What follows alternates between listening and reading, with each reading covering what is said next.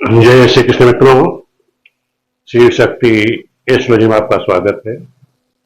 जैसे मैं आप लोगों को कुंडली फलित करना सिखाई रहा हूं, तो कुंडली फलित करने में आज हम चर्चा करेंगे।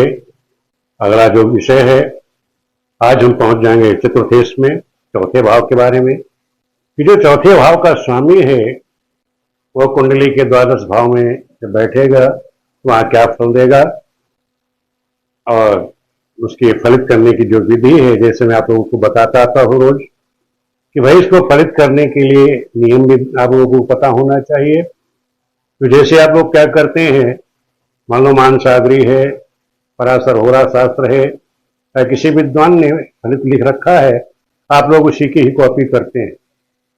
ज्यादातर मैंने देखा है सब लोग यही करते हैं, और जो यूट्यूब पे जो विद्वान लोग हैं वो भी यही कोशिश करते हैं कि किसी एक पुस्तक का उठाया और उसी का उदाहरण समझा दिया कि भाई हम इसके द्वारा ये फलित आपको समझा रहे हैं। लेकिन वो ये नहीं बताएंगे आपको कभी कि भाई ये फलित हुआ कैसे, फल आया कैसे। ये सिखाने वाला आपको कोई नहीं मिलेगा एस्ट्रोलॉजी में। तो मेरी तो यही कोशिश रहेगी आप लोग स्वयं वो फलित जो बन रहा है तो कैसे बना, कारण क्या है। विष्णु ने, विद्वानों ने लिखा जो फल है जिसको आप बता रहे हो वो आया कहां से, ये हमको देखना आना चाहिए। जब तक आप स्वयं ही फलित करना नहीं सीखोगे तो आप कितना भी रट्टा मारते रहो, देखते रहो, किताबों का सहारा लेते रहो, तो आप फलित नहीं कर पाएंगे। क्योंकि आपके सामने जब कुंडली आएगी तो ये नहीं कि आप वहां किताबें बदलोगे। वहां आपके सामने आगे तो ये नहीं कि भाई सूत्र यहाँ बैठा के रह बैठी है और किताब खोले तो हम देखें। ऐसे जजमान समझ जाएगा इनको कुछ नहीं आता। तो आपको सामने आपकी कुंडली आ गई, आपने ग्रह देख के फटाक से बोल गई थी ऐसा होगा, क्योंकि आपने उसे सीखा हुआ है। तो आज हम आपको सिखाएंगे कि चतुर्थेश यानी सुख का जो स्वामी है, चतुर्थेश को क्या कहते हैं, चौथे भाव को सुख का स्वामी भी कहा जाता है। तो जो सुख का स्वामी है और द्वादश भाव में बैठा हुआ हो तो वहां क्या क्या फल देगा। तो मैंने जैसे आपको बताया है कि फलित करते समय कुछ नियम है, उसको आप ध्यान रखोगे दिमाग में कि जो हमारा लग्न, ये लग्न से जो जिस भाव का हम विचार कर रहे हैं, वो जैसे चतुर्थेश का चौथे भाव का स्वामी, चतुर्थेश का मतलब हो गया चौथा भाव, 1 2 3 4, इसी को सुख भाव भी कहा जाता है। ये जो भाव का स्वामी है कुंडली में कहाँ बैठा है वो कैसा फल देगा। एक तो मैंने बताया था कि आप लग्न से देखोगे, फिर ये देखोगे जिस भाव का हम विचार कर रहे हैं इस भाव से वो कहां पर बैठा हुआ है। ये दो चीज आपके दिमाग में हमेशा रहनी चाहिए। फिर उसके बाद आप क्या देखोगे, जहां पर ये सुख का स्वामी बैठा हुआ है वहां से उसकी दृष्टि किस भाव पर पड़ रही है और उस पर उसका क्या फल होगा। ये तीन चीज अगर आपने दिमाग में बिठा ली तो आपका जो फलित होगा, जो आप फल का कहने जा रहे हैं, एकदम सटीक होगा। चाहे कोई भी किताब उठा लो, चाहे मानसागरी हो, पराशर होरा शास्त्र हो, या किसी विद्वान ने फलित लिख रखा हो, एकदम सटीक आपकी जो गणना है एकदम वही जाके बैठेगी। जो आप कहोगे वो चीज वो कहेंगे, क्योंकि आपको ये पता है हमने कहा कहाँ की स्थिति क्या है, हमें कहने का तरीका पता है। क्या क्या देखोगे, लग्न से जो जिस भाव के चतुर्थेश हम विचार कर रहे हैं, लग्न से चतुर्थेश कहाँ बैठा हुआ है उसका विचार करोगे। ज्यादातर लोग केवल यही देखते हैं कि लग्न से वो सुख का स्वामी, जैसे चतुर्थेश सुख का स्वामी है वो कहाँ बैठा है, उसी के अनुसार ही सभी लोग 100% वो जितने विद्वान हैं यही करते हैं।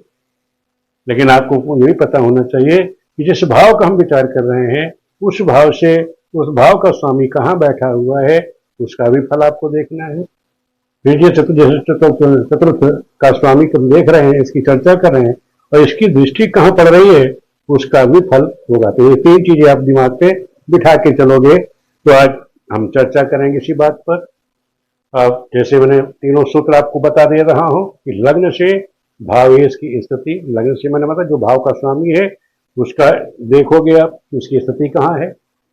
फिर भाव से भावेश की स्थिति मैंने बताया, इस भाव से, और जहां ये भावेश बैठेगा उसकी स्थिति देखनी है। और फिर भावेश की दृष्टि, जहां पर भी भावेश बैठेगा वहां से उसकी दृष्टि कहां पड़ रही है। ये तीन चीज बिठा लोगे तो आपका जो फलित है 100% सही होगा, कोई दिक्कत कोई बाधा नहीं आएगी। अब आपको हम प्रैक्टिकल आपको सिखाते हैं, अब प्रैक्टिकल के द्वारा सीखो। अब जैसे हम लग्न, आज हम चतुर्थेश की बात कर रहे हैं। अभी चतुर्थ भाव का जो स्वामी है, लग्न से कौन सा स्थान है? लग्न से चौथा हो गया, यानी शुक्र का स्वामी हो गया। और चतुर्थ से, अब चतुर्थेश मान लो लग्न में बैठ जाए। अब यहां चतुर्थेश कहां बैठ जाए? लग्न में। मान लो चतुर्थेश कहां गया?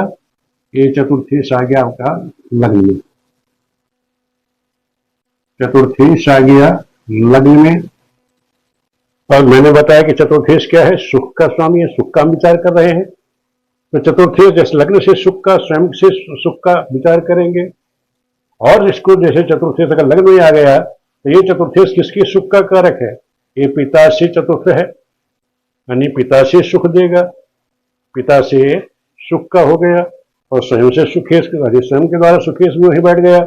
ऐसे जातक जो है अपने कर्म से और पिता के द्वारा, ध्यान रखो, इन बच्चों को अगर चतुर्थेश लग्न में बैठा है किसी कुंडली में, तो कहोगे भाई इसको अपने पिता से बहुत सुख प्राप्त होगा, यानी पैतृक संपत्ति को भोगने वाला होगा, पिता का प्यारा होगा। और चतुर्थेश स्वयं है, यानी स्वयं भी अपने सुख का कारक होगा, अपने सुख का निर्माण का कर्ता स्वयं होगा और पिता से भी सुख की प्राप्ति होगी। दूसरा देखो, और इसकी दृष्टि कहां पड़ रही है? ये चतुर्थ की दृष्टि कहां पड़ेगी? सप्तम पर पड़ेगी। जब भी बैठेगा सप्तम पर बैठेगा। अब वहां पर जो दृष्टि पड़ेगी, जब मित्र दृष्टि अगर पड़ती है तो उसको अपने रोजगार से, पत्नी से भी उसको सुख की प्राप्ति होगी। तो इस तरह से आपको फलित करना है, लिखना है। और आपने खाली किताब के ऊपर ही निर्भर रह गए तो सब गड़बड़ कर दोगे। अब मैं आपको बता देता हूं कि मैंने जो लिखा आप लोगों को समझाने के लिए। देखो कि यदि चतुर्थेश लग्न में बैठा हो तो क्या होगा? पिता का स्नेही होगा, पिता से सुख प्राप्त, पिता का सम्मान करने वाला, सुखे के मित्र पड़ रहा है। मैंने बताया आपसे कि पिता से भी सुख का कारक है, तो पिता को स्नेह करेगा, पिता को सुख देगा और पिता से भी इसको सुख प्राप्त होगा। दोनों चीज ध्यान रखो, पिता से भी सुख प्राप्त होगा और पिता के कुल में श्रेष्ठ होगा। पिता कुल में श्रेष्ठ, क्योंकि लग्न का, सुख का स्वामी ही लग्न में बैठ गया, पिता के भी सुख का स्वामी लग्न में बैठ गया। तो ऐसे जब तक क्या होते हैं? पिता को सुख देने वाले हैं, पिता के कुल में भी श्रेष्ठ होंगे, यशस्वी होंगे, इनका यश होगा, सम्मान होगा, पिता के द्वारा भी इसको सुख, क्या यश की प्राप्ति होगी। पिता के द्वारा और स्वयं के द्वारा भी इसको यश की प्राप्ति होगी। ध्यान रखो, क्योंकि स्वयं का स्वामी वो ही बैठा है, स्वयं के द्वारा भी यशस्वी होगा और पिता के द्वारा भी इसको यश प्राप्त होगा। इस प्रकार से आप लोगों को मैंने बताया कि फलित करते समय ये तीनों चीजों को आप ध्यान रखोगे। ये तो हो गई पहले पॉइंट। अब सुखेश, मान लो ये सुख का स्वामी आपका जो है, सुखेश आपका जाकर के बैठ गया द्वितीय भाव में। ये सुखेश, सुख का स्वामी कह दो चाहे चतुर्थेश कह दो, बात एक ही है। मान लो सुख का स्वामी आपका कहां बैठ गया? द्वितीय भाव में। जैसे मैंने बताया कि यहां लग्न से दूसरे आ गया, द्वितीय भाव शुभ होता है, श्रम का होता है। फिर यहाँ लग्न से सुख का स्वामी का, सुख का स्वामी द्वितीय आएगा तो सुख को प्राप्त होगा ही। अब अगर यहाँ भाव से देखते हैं तो क्या होगा? एकादश भाव पहुंच जाएगा। देखो 1 2 3 4 5 6 7 8 9 10 11, जिस भाव का हम विचार कर रहे हैं उससे वो 11वें बैठा है, तो ये भी शुभ कारक हो गया। तो कहने मतलब है कि कहाँ बैठा है? धन भाव में, धनी होगा। पिता से भी पंचम बैठा है तो पिता से भी धनी होगा और यश प्राप्त करेगा। पिता से भी धन का प्राप्त हो रहा है, स्वयं के द्वारा भी धन की प्राप्ति हो रही है इसको। तो आप क्या फलित करेंगे? आप देखो, पुनः आपको मैं दिखाता हूं कि अगर चतुर्थेश द्वितीय में है तो ऐसे जातक क्या होंगे? पिता के भक्त होंगे और पैतृक संपत्ति का सुख का लाभ होगा। क्योंकि ये जो पिता का सुख का, क्योंकि पिता से भी वो पंचम में चला गया और खुद सुख का स्वामी वहीं बैठा हुआ है, तो पंचम बैठा, त्रिकोण हो गया, यहां से जाकर के तृतीय हो गया। यानी पिता से भी इसको क्या है? सुख की प्राप्ति हो रही, धन की प्राप्ति हो रही। क्योंकि धनेश है तो पिता से भी धन का लाभ मिलेगा। इसी प्रकार अब हम अगले देखते हैं। मान लो ये सुखी से चतुर्थ का जो स्वामी है आपका, ये पराक्रम में आ गया। कहां पर आ गया? पराक्रम वाले भाव में। मानो सुखेश की स्थिति यहां हो जाए, यानी चतुर्थ भाव का जो स्वामी है वो जाकर के तृतीय भाव में बैठ जाएगा, तो इसका क्या फल होगा? अब ये देखो कि लग्न से तो तीसरे आ गया, लग्न से तीसरे आ गया और सुख भाव से 12वें पहुंच गया। तो आप क्या कहोगे कि भाई अगर लग्न से तो तीसरा है अष्टम से अष्टम बैठा हुआ है, ये भी दुख का कारक होता है। और सुख भाव से 12वें पहुंच गया, तो यहां पर स्थिति क्या होगी, सुखेश यहां पर आपको सुख नहीं देगा बल्कि अनिष्ट फल देगा। आप लोगों को फलित करने समय स्वयं पता होना चाहिए कि हम ये फलित करेंगे ऐसे, तो कोई ने ऐसा नहीं जो किसी की जो भी फलित करने वाले हैं विद्वान जन, ऐसा नहीं, उनको फलित करने का तरीका यही बताया कि भाई देख लो अष्टम से अष्टम में भाव हो गया और यहाँ भाव देखो चतुर्थ से 12वें हो गया, तो दोनों तरफ से ये अनिष्टकारी होगा। तो यहाँ जो फल होगा क्या होगा, ये बंधुओं का सुख क्या होगा कि बंधुओं से सुख नहीं होगा, बंधुओं का विरोधी बन जाएगा। तो तीसरा भाव किसका है, बंधुओं का, भाई को है, तो भाइयों का ये क्या होगा, विरोधी बन जाएगा। अपने भाइयों का सहयोग पराक्रम का यानी परिवार वालों का ये विरोधी बनेगा। और देख मैं आपको समझाता हूं कि अगर सुखेश आपका तृतीय में है, सुखेश तृतीय में है, तो माता पिता से तो मतभेद कर लेगा, माता पिता से, माता से भी 12वें पहुंच गया तो उनसे मतभेद, पिता से छठे पहुंच गया तो पिता से मतभेद, यानी पिता को छठा पहुंचा तो पिता से शत्रुवत रहेगा। माता से 12वें है तो माता यानी माता पिता दोनों से ही ये बैर भाव रखेगा।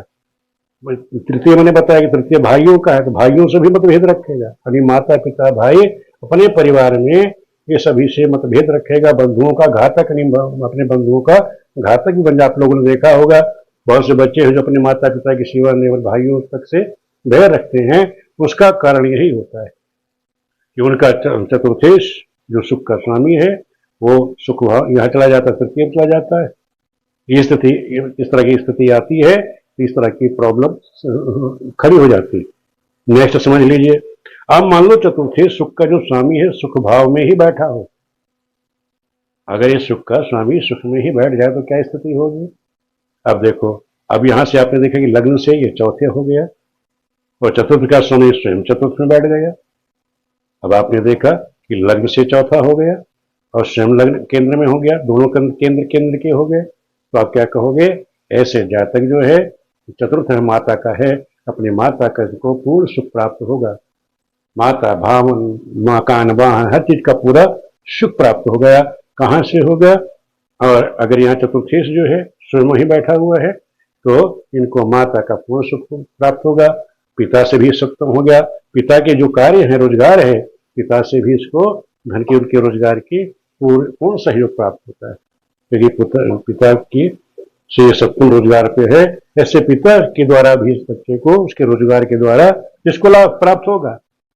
जैसे हम बता देते हैं आपको, एक प्रैक्टिकल देख लो, यदि चतुर्देश चतुर्थ में है तो पिता का सुख प्राप्त होगा, धार्मिक बनेगा, सुखी होगा और लोकप्रिय होगा।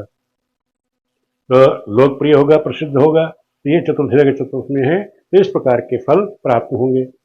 अब अगर ये चतुर्थेश आपका कहाँ आ जाए, पंचम में, अगर ये आपका पंचम में आ जाता है, मान लो ये चतुर्थेश आपका चतुर्थेश यहाँ पंचम में हो तो क्या फल होगा। अब यहाँ जो सुख का स्वामी है पंचम है, तो उससे ये पंचम क्या संतान का है, तो संतान के द्वारा इसको सुख प्राप्त होगा, यानी वे संतान से इस बच्चे जातक को, क्योंकि चतुर्थेश जो है सुख का जो स्वामी है कहाँ बैठ गया, पंचम में, संतान के भाव में, तो संतान के द्वारा इस जातक को सुख प्राप्त होगा। और पंचम भाव से अपनी स्वयं विद्या बुद्धि का है, जिसे अपनी विद्या बुद्धि के द्वारा भी सुख की प्राप्ति होगी, संतान के द्वारा सुख की प्राप्ति होगी। और यहाँ जब बैठेगा इसकी दृष्टि कहाँ पड़े होगी, एकादश पे पड़ेगी।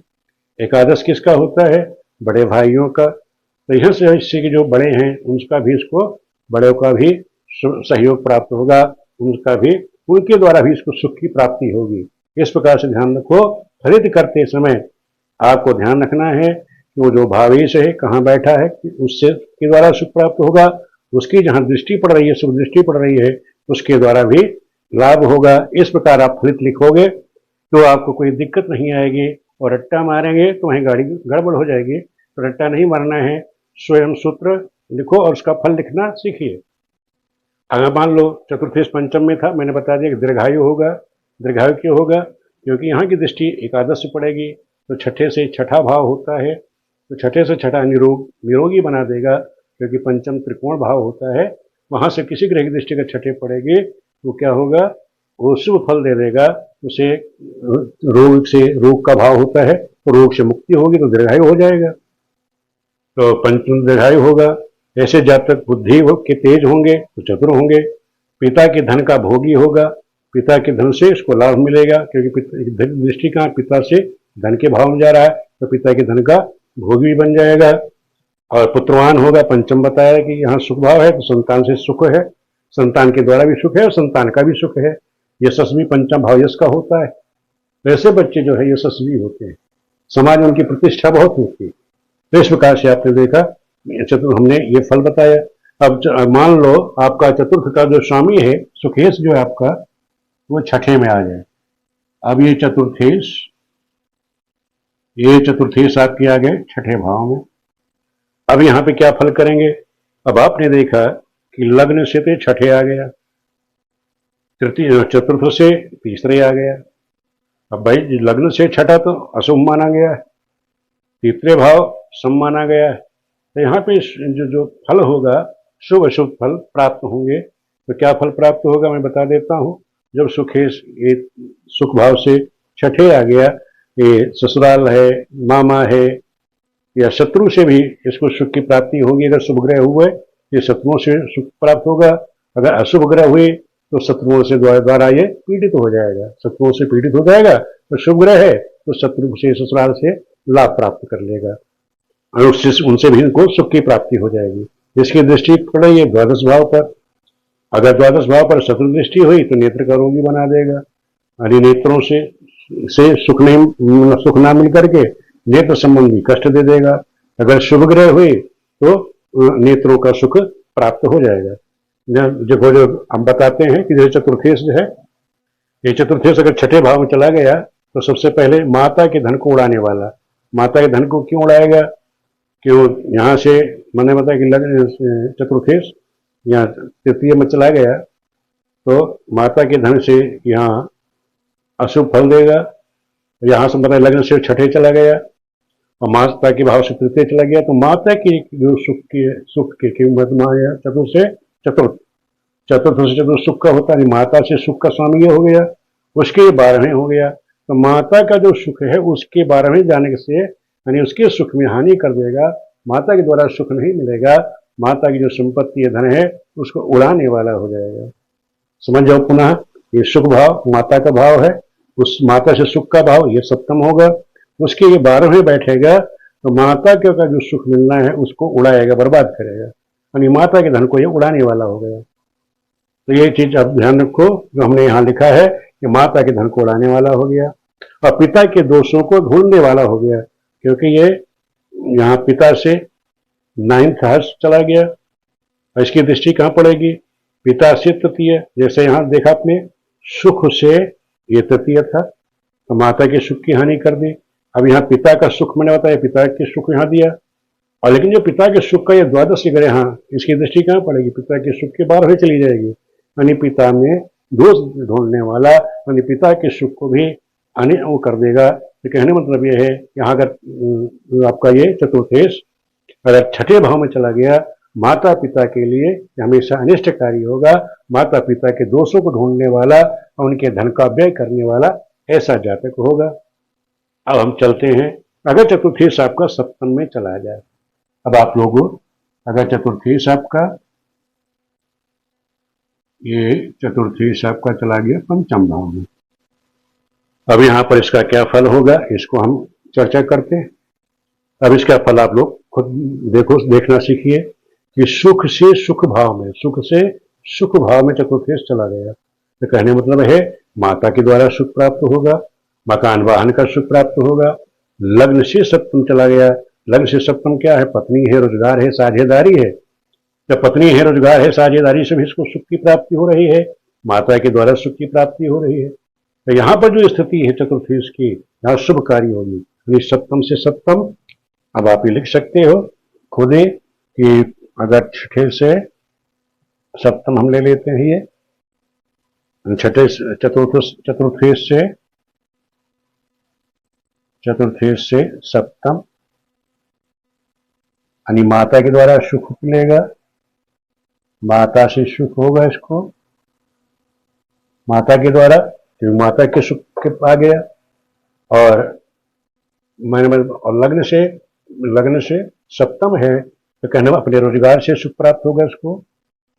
अपना रोजगार जो भी करेगा, रोजगार से, पत्नी से रोजगार है, पत्नी है, माता से है, सभी से इसको सुख की प्राप्ति इस जातक को होगी। अगर ये सुखेश जो है सप्तम में बढ़ जाएगा। अब ये मान लो, अब ये सुखेश आपका जाकर के कहाँ चला जाता है? अष्टम में। ये चतुर्थेश आ जाए यहाँ अष्टम में। अब ध्यान रखो, चतुर्थेश आपका अष्टम में आ गया, सुख का स्वामी आपका अष्टम में आ गया। तो आपने देखा सुख भाव से तो 1 2 3 4 5 में आ गया, लेकिन लग्न से वो अष्टम है। लग्न से अष्टम होने का मतलब इस चीज का ध्यान रखोगे, किसी भाव से वो अष्टम पड़ेगा तो उस भाव की वो हानि ही करेगा। अष्टम भाव दुख का है तो दुख ही मिलना है, ध्यान रखो। अगर चाहे सुख इस भाव का स्वामी अगर अष्टम लग्न से अष्टम बैठा हुआ है तो उस भाव को नुकसान जरूर, कष्ट करे जरूर देगा। अब क्या करेगा?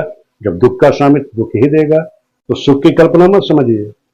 सुखेश जरूर यहाँ बैठा है, लेकिन सुख में संघर्ष करा देगा। यहां से अपने भाव से तो पंचम है, सुख यहाँ लग्न से अष्टम चला गया तो दुख तो देगा। यानी सुख में जरूर सुख भी में मिलना है, वो संघर्ष के बाद मिलना है। और अष्टम भाव जानते हैं आप लोग कि किसका है? गलत कामों में डाल देता है, जुआ है, सट्टा है, लाटरी है। ऐसे बच्चों का माइंड सुख कहाँ ढूंढता है? जो गलत कामों में ये सुख ढूंढेगा। कहाँ सुख ढूंढेगा? गलत कार्यों में। गलत कार्यों के द्वारा ये सुख ढूंढने की स्थिति में आ जाएगा। इस प्रकार से आप लोग फलित करना सीखोगे और फलित करोगे। यही चीज आप जब पुस्तक उठा के देखोगे, वहां फलित आपको इसी प्रकार से मिलेगा। अब मान लो ये सुख का स्वामी हमारा नवम में आ गया, यहाँ पे नवम भाव में आ गया, चतुर्थेश आपका नवम भाव में हो। अब आपने देखा किसकी स्थिति क्या है? 1 2 3 4 5 6, यानी यहां से छठे पहुंच गया, लेकिन अपने लग्न से नवम है, त्रिकोण में बैठा है। ऐसे जातक सुख कहां से? धर्म के द्वारा। आपने देखा होगा बहुत से संत होते हैं, महात्मा होते हैं, धार्मिक जन होते हैं, वो धर्म कर्म के द्वारा उनको सुख की प्राप्ति होती है। उनका जो मन लगता है, सुख की अनुभूति करते हैं, वो कहा? धर्म के द्वारा। तो धर्म के द्वारा उनको सुख की प्राप्ति होती है। इसमें धर्म के कार्यों में उनकी रुचि बढ़ जाती है। तो यहाँ कह सकते हैं, यहाँ पर सुखेश की स्थिति शुभ मानी जाएगी, क्योंकि लग्न से वो नवम है और सुख से तो छठे है। छठा जितना शुभ नहीं मानते हम लोग, लेकिन छठा है, यहाँ तो शुभ माना जाएगा। लेकिन यहाँ से वो नवम त्रिकोण है, तो इसलिए ध्यान रखो कि यहाँ पर जो भी है ऐसे जातक होते धार्मिक होंगे, धार्मिक कार्यों के द्वारा सुख की उनको अनुभूति मिलेगी, सुख की प्राप्ति होगी। अब लग्नेश आपका अगर दशम में आ गया, ये सुखेश आपका यहाँ आ गया दशम भाव में। अब ये सुखेश आपके आ गए यहाँ पे, तो लग्न से दशम हो गए और चतुर्थेश से सप्तम हो गए। यानी दोनों स्थितियां केंद्र वाली है, शुभ का। ऐसे जातक यह ध्यान रखो, अगर लग्नेश है, सुखेश आपका दशम में चला गया अपने कर्म के द्वारा, और लग्न से दशम ही है, ऐसे जातक स्वयं के कर्म के द्वारा उनको बहुत ज्यादा सुख की प्राप्ति होती है। मकान, वाहन, क्योंकि यहाँ से दृष्टि कहाँ पड़ेगी? इस भाव पड़ेगी। तो ऐसे जातक अपने किससे? अपना मकान, वाहन, उत्तम वाहन, उत्तम मकान, और पिता यहाँ आ गया तो पिता के द्वारा, माँ के द्वारा, माता पिता का भक्त बन जाता है। ऐसे जातक क्या होंगे? माता पिता के भक्त होंगे। मकान, वाहन, भूमि, हर चीज को उनको सुख प्राप्त होगा। ऐसे जातक स्वयं के द्वारा, क्योंकि जब लग्नेश अगर लग्न से वो दशम चला गया और जो सुखेश है वो स्वयं जाकर के वहां बैठ गया, ऐसा जो योग बनता है, बहुत सुंदर योग बनता है, उनको सब चीज की प्राप्ति हो जाती है। अब नेक्स्ट समझ लीजिए, अब ये सुखेश आपका आकर के यहाँ बैठ गया, कहाँ? एकादश में। सुखेश आप करके एकादश में आ गया, यहाँ पर आपका सुखेश बैठ गया। सुखेश कहें चतुर्थेश कहें, बात एक ही है। अगर एकादश भाव में बैठेगा तो लग्न से तो एकादश में हो गया, तो आप लग्न से क्या कि स्वयं के द्वारा सुख प्राप्त कर रहा है। अब यहां से देखा सुख भाव से अष्टम पहुंच गया, तो आप ये कह रहे सुख में जब अष्टम सुखेश अष्टम बैठा है, अपने भाव में तो कमी कर देगा। तो माता के लिए अनिष्टकारी हो जाएगा। मान लो अगर चंद्रमा भी पीड़ित हो जाए यहाँ पर तो माता को कष्ट दे देगा। ध्यान रखो, यहाँ पर चतुर्थेश जैसे अष्टम में चला जाए, चंद्रमा भी यहाँ अष्टम में हो जाए, सुखेश तो अष्टम में है ही है, जो सुख का स्वामी वो अष्टम में चला जाए, मात्र का कारक यहाँ चला जाए, या तृतीय आ जाए, या यहाँ से छठे चला जाए, यहाँ पे आ जाए, तो क्या होगा, माँ को कष्ट दे देगा। इस चीज का लोग ध्यान रखेंगे। फलित करते समय अगर सुखेश यहाँ पर आता है तो माँ के लिए अनिष्टकारी है, माँ के लिए अनिष्टकारी होगा, लेकिन स्वयं के लिए लाभकारी है, स्वयं के लिए लाभ देगा। बड़े लोग जैसे बड़े, इसकी दृष्टि कहाँ पड़ रही है, सुखेश की दृष्टि संतान पे है, संतान से सुख की प्राप्ति है, स्वयं के द्वारा इसको सुख मिलेगा। लेकिन माता के लिए अनिष्टकारी स्थिति रहेगी उस समय। इस चीज का आप लोग थोड़ा सा ध्यान रखिएगा फलित करते समय। अगर ये हम फलित कर रहे हैं, फल कर रहे हैं, लिख रहे हैं, किसी कुंडली आपके पास आई है तो ग्रह की स्थिति आपने देखी, सुखेश यहाँ बैठा है, तो इस तरह के फल देगा, माता को कष्ट और स्वयं और संतान को सुख देने वाला स्थिति बना देगा। नेक्स्ट समझ लो, अब ये सुखेश आपका 12वें भाव में चला गया, ये सुखेश आपका आ गया द्वादश में। मान लो ये चतुर्थेश आपका द्वादश में आ गया। तो मैंने आपको बताया है लग्न से 12वें कोई भी भाव का स्वामी जाएगा तो अनिष्टकारी ही होगा, अनिष्ट फल ही देगा। पहले तो दिमाग में बैठा लीजिए, किसी भी भाव का स्वामी लग्न से अगर द्वादश जाता है, अष्टम जाएगा या अष्टम से अष्टम त्रिखंड में आएगा तो ज्यादातर अनिष्ट फल ही देता है, पाप ग्रहों को छोड़ करके। अगर पाप ग्रह यहाँ आएगी तो शुभ फल देगी, लेकिन अष्टम द्वादश में अशुभ फल ही देगी, ध्यान रखिएगा। तो मान लो यहाँ भावेश जो है अपने यहाँ से, तो यहाँ से देखोगे तो कहाँ पहुंच गया, पंचम में। यहाँ से ये नवम भाव कहलाएगा, 1 2 3 4 5 6 7 8 9वां हो गया। तो सुखेश अपने भाव से तो नवम चला गया, लेकिन लग्न से 12वें चला गया। तो लग्न से जब देखोगे तो अशुभ हो गया, लेकिन सुख से नवम जा रहा है, तो आप क्या कहोगे, फल क्या होगा इसका, कि भाई ऐसे जातक जो है जब लग्न से 12वें हैं तो अतिव्ययी होंगे। 12वां भाव व्यय का होता है, खर्च का होता है, जेल का होता है। तो वहां पर अगर सुखेश चला गया, अगर सुखेश 12वें चला गया तो ऐसे इसको सुख की प्राप्ति का, 12वां का यात्रा का, विदेश यात्रा का। अगर इसको सुख ढूंढना है, किसी सुख चाहिए तो बाहर चला जाए, विदेश चला जाए, अपना देश निकाला कर ले, देश से बाहर चला जाए, तब इसको सुख की प्राप्ति होगी। 12वां भाव बाहर का है। अगर इसको सुख चाहिए तो कहाँ जाएगा, बाहर चला जाए, विदेश चला जाए। देश के अंदर इसको सुख की प्राप्ति नहीं होगी, इससे जातकों को बाहर चला जाना चाहिए, विदेश चला जाना चाहिए। तो आप लोगों को इस प्रकार से कोई भी भाव आप देख रहे हैं, किसी भी भाव इसको आप देख रहे हैं, सुखेश को देख रहे हैं, किसी भाव के स्वामी को देख रहे हैं, तो उसका फलित आप लोग कैसे लिखोगे।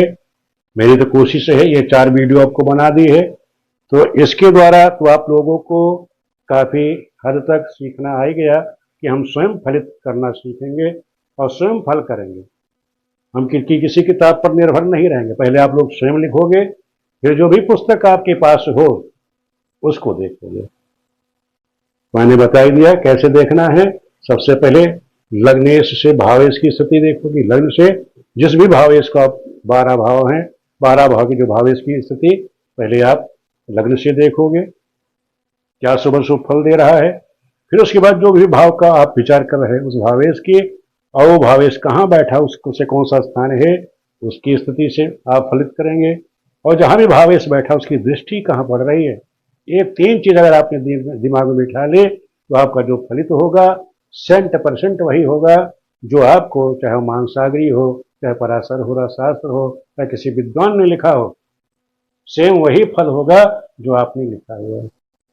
तो वही जल्दबाजी नहीं करें, आराम से लिखिए, सोच समझ कर लिखिए, किसी पुस्तक पर निर्भर मत रहिए, क्योंकि पुस्तक हमेशा साथ नहीं रहेगी। क्योंकि ये चीज अगर आपने प्रैक्टिस में, अभ्यास में आ गई तो आप स्वयं लिखते चले जाओगे, कोई कुंडली सामने आएगी फलित बोलते चले जाओगे। तो बेधड़क बोलेंगे। वीडियो देखने के लिए आप सभी का बहुत बहुत धन्यवाद।